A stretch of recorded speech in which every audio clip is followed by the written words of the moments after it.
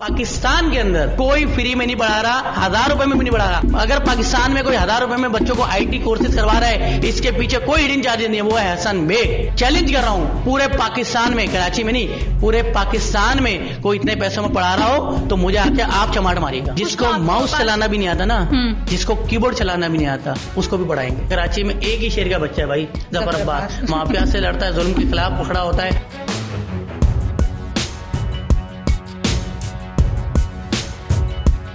अस्सलामुअलैकुम, आप देख रहे हैं वॉइस ऑफ सिंध और मैं हूं सना करीम, प्रोग्राम अनटोल्ड स्टोरी के साथ। नाज़रीन, आज जो गेस्ट हमारे साथ मौजूद हैं उनका नाम है हसन बेग और वो मोटिवेशनल स्पीकर तो हैं ही, साथ में सोशल वर्कर भी हैं।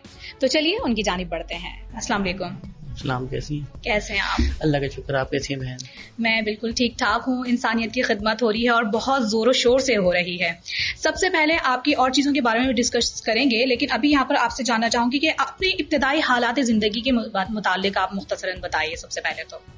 नहीं, इब्तिदाई जिंदगी तो नॉर्मल थी ना, जैसे एक आम मिडिल क्लास आदमी की होती है, उसी तरह सारी चीजें बचपन से जीना, वही स्कूल जाना पैदल और किराए की साइकिल लेना, और फिर वो सारी चीज़ें बचपन से, सब चीज़ें ज़बरदस्त, वालिदैन को मेहनत करते हुए देखना, सारी चीज़ें वही है। पहले का दौर बड़ा ज़बरदस्त था, सारी चीज़ें ज़बरदस्त थी और लोगों के दिलों में मोहब्बत थी, लोगों के लिए होती।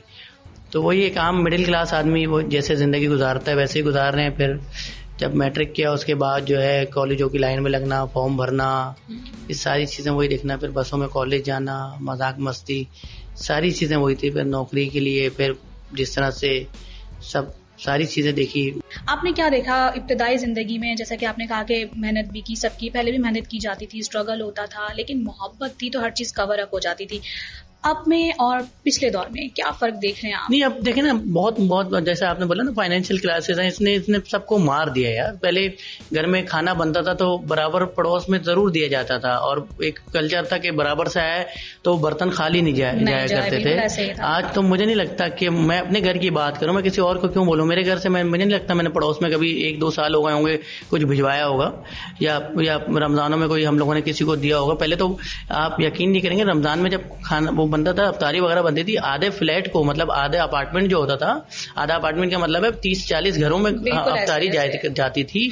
और ये एक वो होता था, और हम लोग तो अम्मा को बोलते थे कि सबकी बारी लगी होती थी कि आज ये देने जाएगा, वो देने जाएगा, बड़ा शौक होता था हमें सारी चीजों का, मिलना मिलाना बहुत ज्यादा था। तो आज इंसान अपना पूरा कर ले यार, वो बड़ी बात है यार। किस तरह से आज दूसरों को तो छोड़ो, जो बेचारा कमा रहा है वो अपने माँ बाप के लिए दवाइयाँ खरीद नहीं सकता यार, वो अपने माँ बाप के लिए कोई फैसिलिटीज नहीं प्रोवाइड कर सकता, वो अपने बच्चों के लिए बहुत मुश्किल होता है। अगर वो एक दिन कभी सोचता है कि यार आज मैं एक वक्त का खाना छोड़ दूंगा तो बच्चे के लिए कुछ टॉय ले जाऊंगा, कुछ वो ले जाऊंगा, बड़ा मुश्किल हो गया है। बहुत जिस तरह से महंगाई बढ़ रही है, एक इंसान के लिए, एक मिडिल क्लास आदमी के लिए घर चलाना मुश्किल है। कैसे अफोर्ड कर सकते हैं? हसन, हमने ये भी देखा जिस तरह से बहुत ज्यादा ऑर्गेनाइजेशन सामने आ रही हैं, वेलफेयर के थ्रू लोग काम कर रहे हैं, खिदमत खल्क का जो भी कर रहे हैं काम, लेकिन उसके साथ साथ हम ये भी देख रहे हैं कि चीजें और मजीद जो है बढ़ती चली जा रही हैं, लेकिन कोई एक, जिसे कहते हैं ना, एक माइंड सेट नहीं है कि भाई आपने इसकी खिदमत कर दी, उसकी खिदमत कर दी। एक मिसाल दी जाती है ना कि भाई मछली खिलाने से बेहतर है कि आप मछली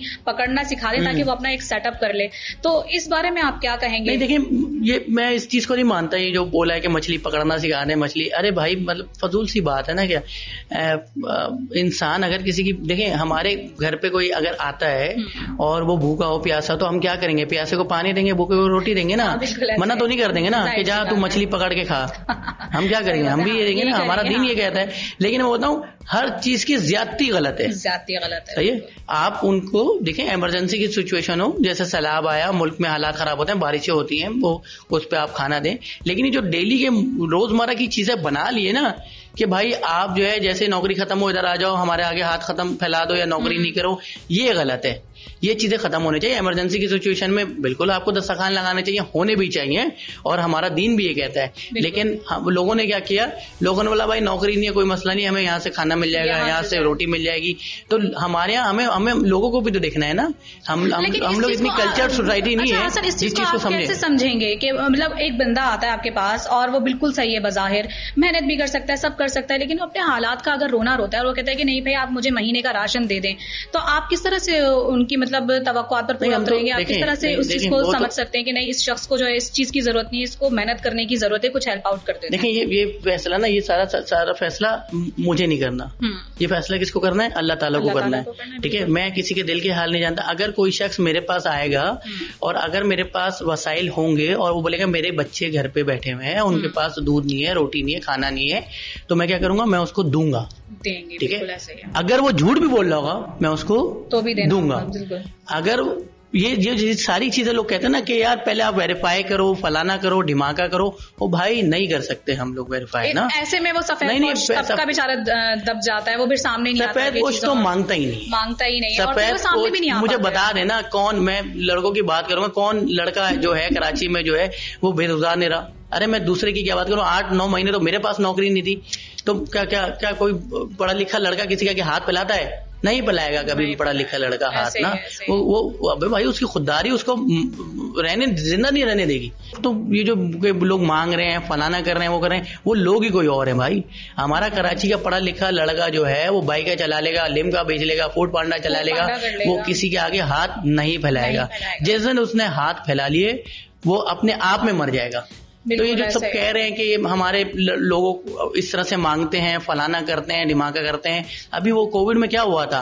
वो बेचारे जो हकदार थे वो तो बेचारे घर में बैठे हुए थे, लोगों ने पता नहीं फावड़े लिए, वो आके बैठ गए और लोग उनको देके जा रहे हैं।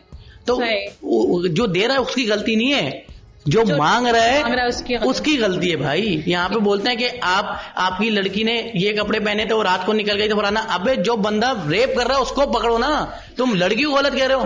बिल्कुल ये गलत। अच्छा, रेप के हवाले से जैसे आपने जिक्र किया, बच्चे बहुत ज्यादा इससे मुतासिर हो रहे हैं और हर रोज हम देख रहे हैं किस तरह की चीजें ओवरऑल पाकिस्तान में तो हो रही है, लेकिन हमने अब देखा गुज़िश्ता कुछ दिनों से कि कराची में भी, अगर कराची की बात की जाए क्योंकि आपका ताल्लुक भी कराची से, कराची में चीजें बहुत ज्यादा होने लग गई हैं। क्या समझते हैं कौन कसूरवार हो सकता है? नहीं, कराची को तो एक प्री प्लान तरीके से जो है ना सोशल मीडिया पे बर्बाद किया जा रहा है। अब ये जो कहना है कि रेप की चीजें बढ़ गई हैं, ये जो एक अलग ही टॉपिक है। लेकिन आप देखें ना, एक जो चौकीदार है आपके उसमें बैठा हुआ है और वो अपने गांव देहात से यहाँ पे काम करना है, वो 2-3 महीने से वो देखे जा रहा है घर की औरतों को नाचते हुए। ठीक है, अब उसकी बीवी वहां पे मौजूद नहीं है। अब उसके आगे आती है 5 साल की बच्ची और वो होती है आसान टारगेट, तो वो क्या करता है? उसको पकड़ लेता है। तो भाई ये जो नाच रहे हैं इनको बंद करो ना, ये जो एप्स खोली हुई है आपने ये बंद करो।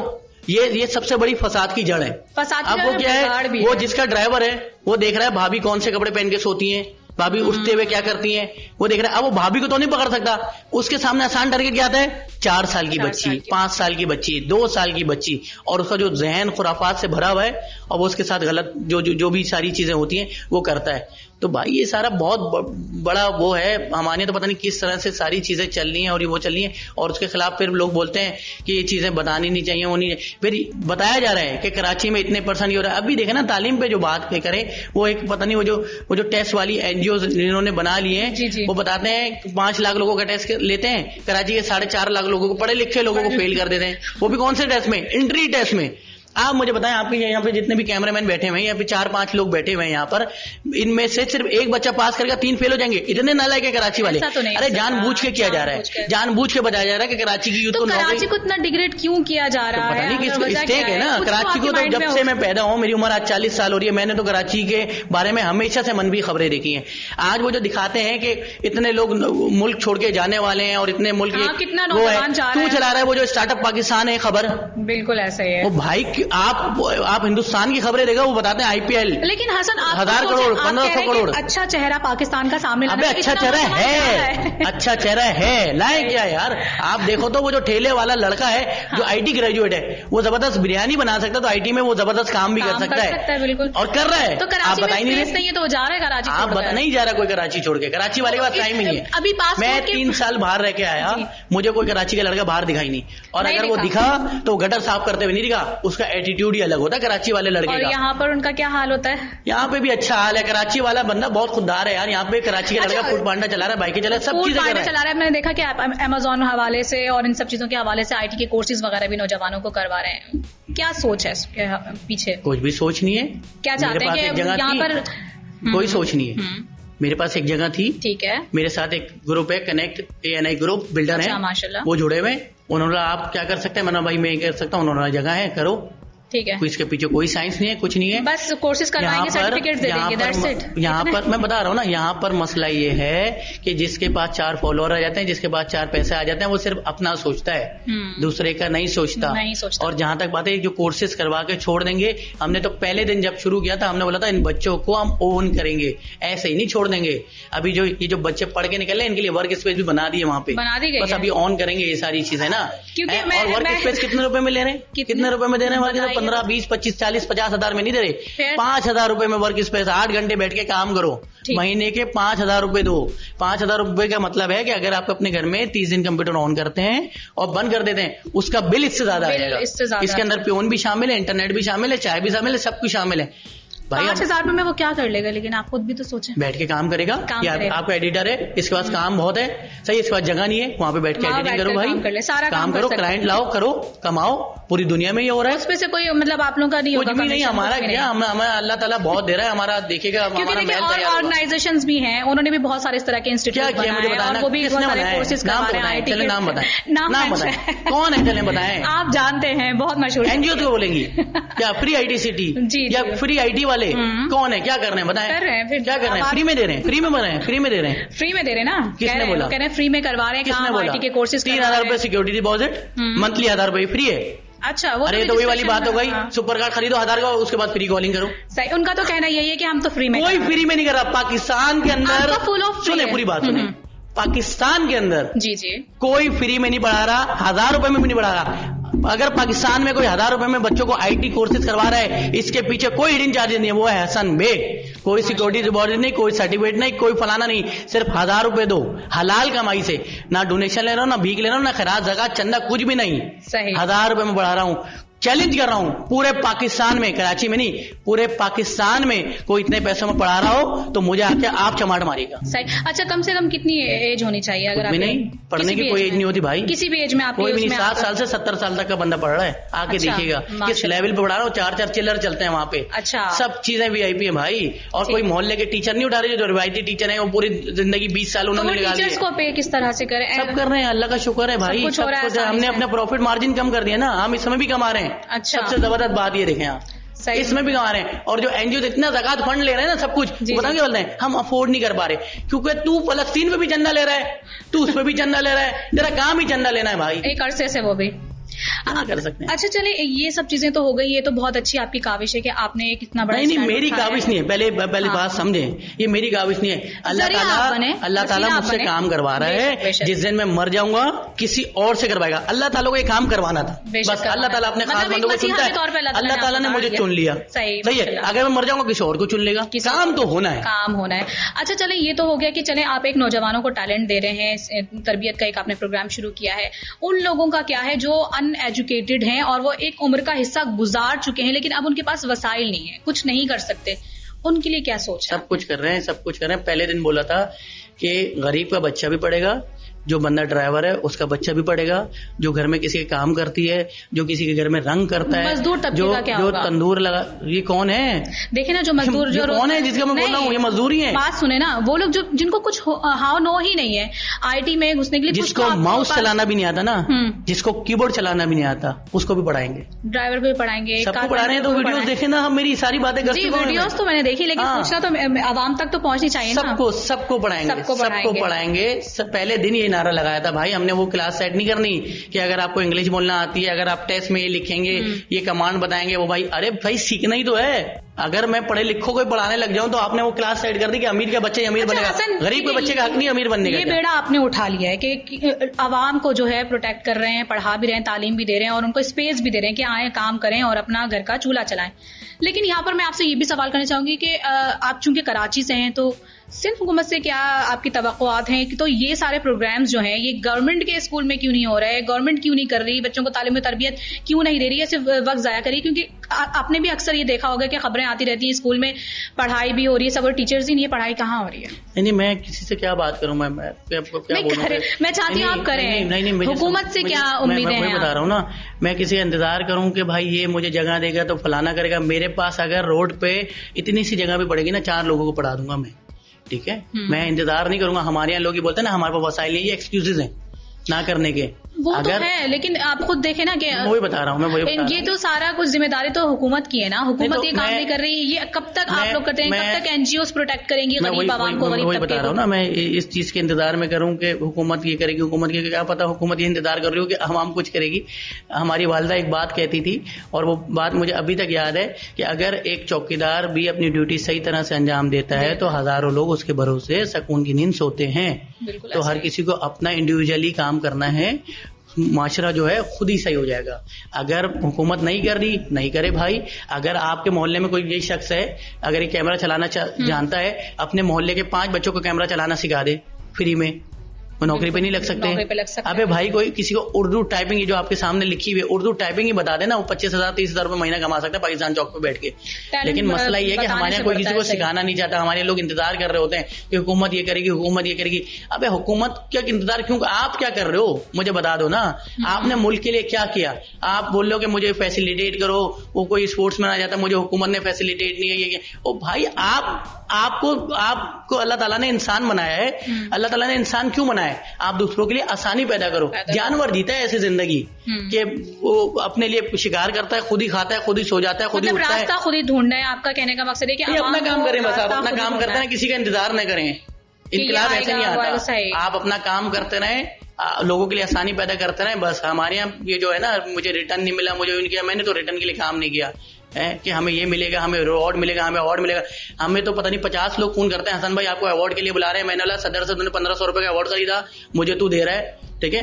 उससे बेहतर ये है कि मैं किसी के साथ बैठ के उसको, हमारे इंस्टीट्यूट में बेहतर काउंसलिंग कर दूं यार। मैं क्यों जाऊं और उधर बैठ के तुझे तालियां बजाते रहूं और ये सारी चीजें देखते रहूं और 2 सोशल मीडिया पे तस्वीरें डालूं, मैं कितना बड़ा आदमी बन जाऊं। शौक और ज़ौक़ से लेते हैं, हमें नहीं चाहिए हमारा अवार्ड अल्लाह ताला देगा, हमें अल्लाह ताला ऐसा अवार्ड देगा। इन छिचोरों से अवार्ड लूंगा जो पता नहीं क्या कर रहे होते हैं। आप जाएं तो कभी अवार्ड में क्या छिचोरापन हो रहा होता है, हमें नहीं करना यार। वो छिचोरापन की उम्र निकल गई, वो सब कर लिया हमने। अब खिदमत करनी है, नहीं खिदमत नहीं करनी, अपना काम करना है बस। ये खिदमत विदमत नहीं, मैं किसी को नहीं बोलता कि मैं बहुत बड़ा काम कर रहा हूँ, मैं एहसान कर रहा हूँ, मेरी कोई औकात नहीं है। और मैं तो बोलता हूँ कोई पढ़ भी रहा है ना यहाँ पे, वो ये नहीं बता कि हसन बेग के पास से पढ़ रहा हूँ या हसन बेग क्यों कर रहा है। अब मेरी क्या औकात है?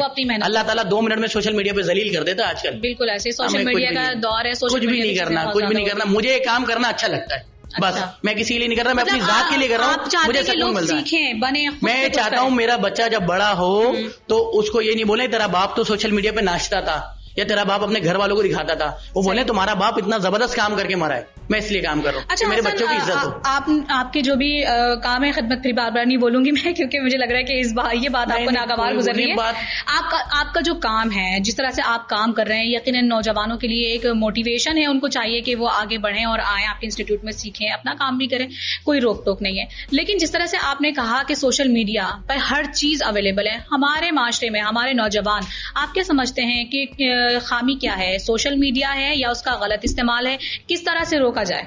हर चीज ही गलत हो रही है। मुझे बताया ना, वो सुबह उठता है बंदा और बोलता है मैं उठ गया हूँ, अब मैं बाथरूम जा रहा हूँ, अब मेरी बीवी उठ गई है, और रजाई खींचता है, उसकी बीवी पता नहीं अपना दुपट्टा सही करती है, क्या सही करती है, और वो सारा इंटरनेट पे दिखा रहे हैं और लोग यूं करके देखते रहते हैं पूरा दिन। अब पता नहीं क्या सिलसिला हो रहा है, बहुत ज्यादा आ गए ये पता नहीं क्या सिलसिला है। ब्लॉगिंग कोई बुरी बात थोड़ी है, लेकिन आप पता नहीं क्या दिखा रहे हैं और क्या बता रहे हैं। और वो फिर पहले बोलते थे कि घर की बातें जो है ना लोग छुपाते थे, घर के पर्दे लगाते थे। आज हर कोई किसी के घर में झांक रहा है और उसको वो बोलते हैं पता नहीं क्या, इन्फ्लुएंसर बोलते हैं, क्या बोलते हैं, कंटेंट क्रिएटर, पता नहीं क्या बोलते हैं अपने आप को। वो कंटेंट दिखा रहे होते हैं अपने मतलब रोजमर्रा की रूटीन के हवाले से शेयर कर रहे होते हैं, और वो सारी चीजें बता रहे हैं और वो फिर जो है लोग तो देखिए व्यूअर्स कितने, तो क्या देखना यही कुछ चाहते हैं हमारे आवाम?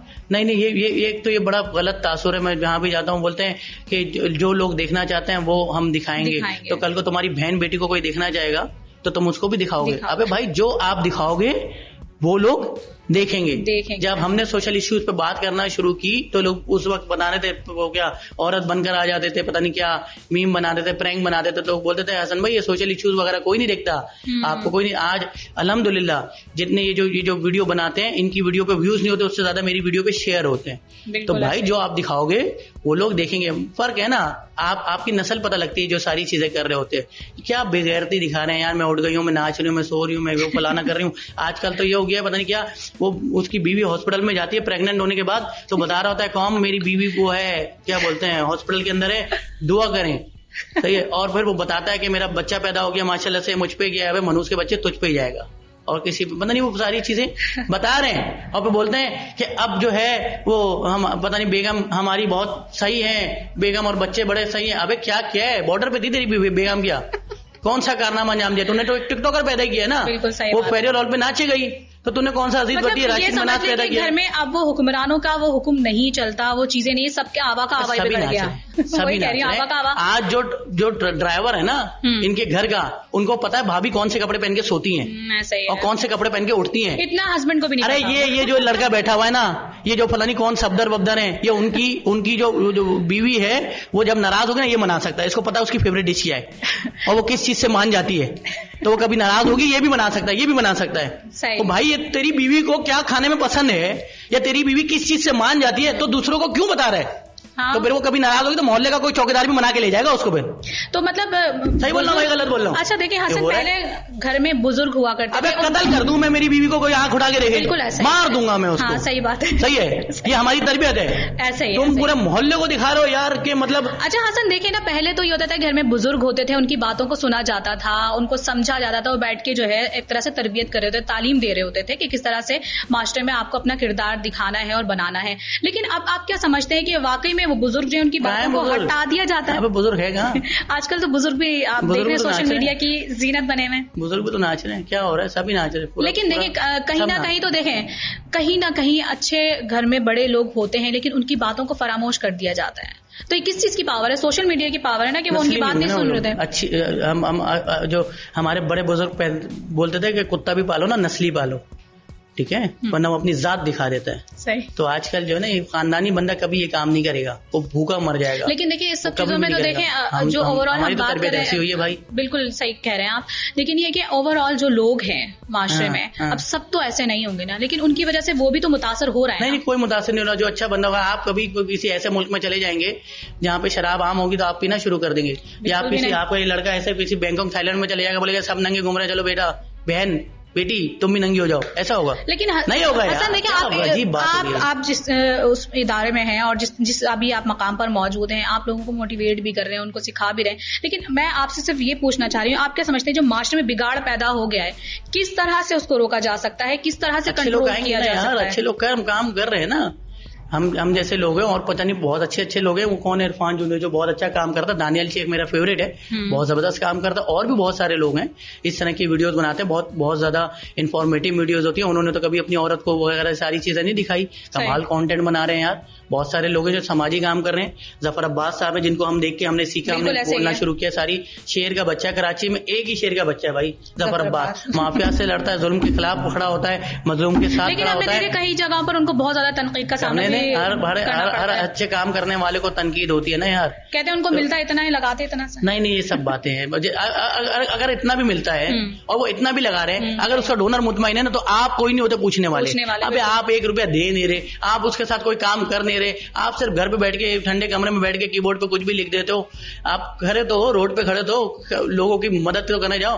कराची में अगर किसी को कोई परेशानी होती है, वो पुलिस के पास नहीं जाता, वो कहीं किसी इदारे के पास नहीं जाता, वो जाता है जफर अब्बास के पास। और जफर अब्बास हर मजलूम के साथ खड़ा होता है भाई, हर चीज में खड़ा होता है। और फिर आप बोलते हो उसने इतना बना लिया, उसने बना लिया। अभी तो कराची में क्या हम यही देखते रहेंगे कि फौरन पाकिस्तान में कि जो जन्नत मिर्जा ने लैंड क्रूजर ले ली, या वो नाचती थी उसने ले ली, या पिल्ले इतने कमा रहा है। और यहाँ का मैं बोलता हूँ, यहाँ का मौलवी अमीर होना चाहिए। यहाँ का सोशल मीडिया जो लेकिन मौलवी भी तो सोशल मीडिया पर आप देख तो रहे हैं आजकल। नहीं, वो तो एक छुचोरा वो है ना, जो एक छुचोरी जो वो है, आवाम जो है वो अपने आप को मौलवी कहती है, वो एक अलग टॉपिक है। लोग पहले कहते थे कि मौलवी जो है, जो दाढ़ी वालों ने चोरी करना शुरू कर दी और ये सारी चीजें। अबे जो चोर है उसने दाढ़ी रख ली है, तो आज के लिए जो छुचोरे हैं वो मौलवी बन गए सिर्फ कि उनके ऊपर कोई बात नहीं करे। मौलवी कभी हरकत नहीं करेगा। तो यहाँ का टीचर अमीर होना चाहिए, यहाँ का जो ये सामाजिक कारकुन है वो अमीर होना चाहिए। हम देखते रहे वो पता नहीं जो नाचते हैं वही अमीर हो, उन्हीं के पास पैसे हो। जो तुम्हारे घर में मौलवी आता है वो पूरी जिंदगी साइकिल पे आते रहा शराब की, या एनजीओ वाला मुफलिसी की जिंदगी गुजारे, उसके बच्चे अच्छे कपड़े नहीं पहनेंगे, यही बेगैरत दिखाते रहेंगे। आज मैं उठ गया हूँ, आज मेरी बीवी ने ये पहना है, वो बना।